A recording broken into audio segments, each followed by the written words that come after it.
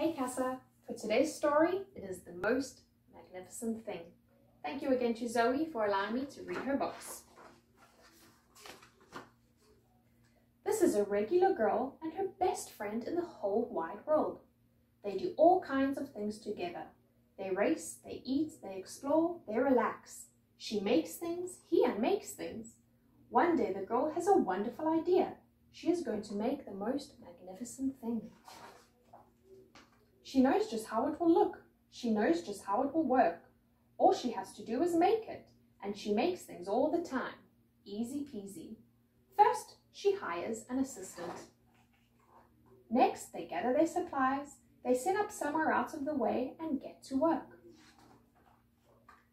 The girl tinkers and hammers and measures, while her assistant pounces and growls and chews. When she is finished, she steps back to admire her work. She walks around one side. Her assistant examines the other side. It doesn't look right. Her assistant picks it up and gives it a shake. It doesn't feel right either. They are shocked to discover that the thing is not magnificent or good. It isn't even kind of sort of okay. It is all wrong. The girl tosses it aside and gives it another go. She smooths and wrenches and fiddles. Her assistant circles and tugs and wags. When she is finished, she stands up and takes a long look at it. Her assistant gives it a nudge with his paw. The thing is still wrong. She decides to try again. The girl saws and glues and adjusts. She stands and examines and stares. She twists and tweaks and fastens. She fixes and straightens and steadies. She tries all different ways to make it better. She makes it square, she makes it round. She gives it legs, she adds antennae. She makes it fuzzy, she makes it long, short, rough, smooth, big, small. One even smells of stinky cheese. But none of them are magnificent. Her hard work attracts a few admirers, but they don't understand. They can't see the magnificent thing that she has in her mind. She gets mad.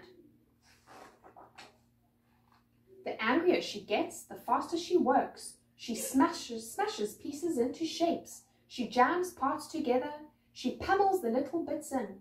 Her hands feel too big to work, and her brain is too full of all the not right things.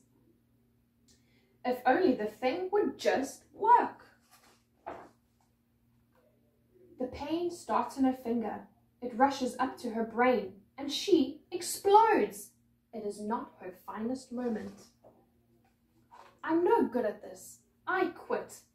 Her assistant suggests a walk. It's not much help at first, but before long she starts to feel different.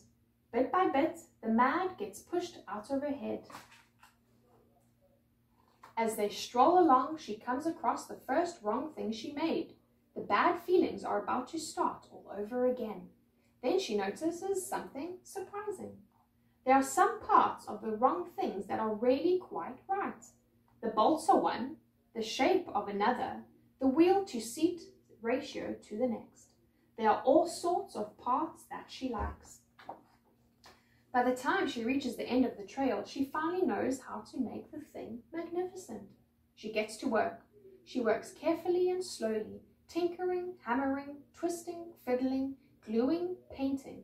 Her assistant makes sure there are no distractions. This is the perfect thing to ward off bears. This will stop that leak.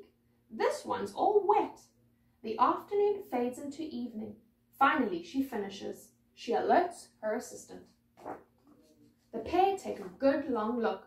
It leans a little to the left. It's a bit heavier than expected. The color could use a bit of work too, but it's just what she wanted. They climb aboard and take it for a spin. They are not disappointed. It really is the most magnificent thing. Thanks, Casa. I hope you enjoyed that.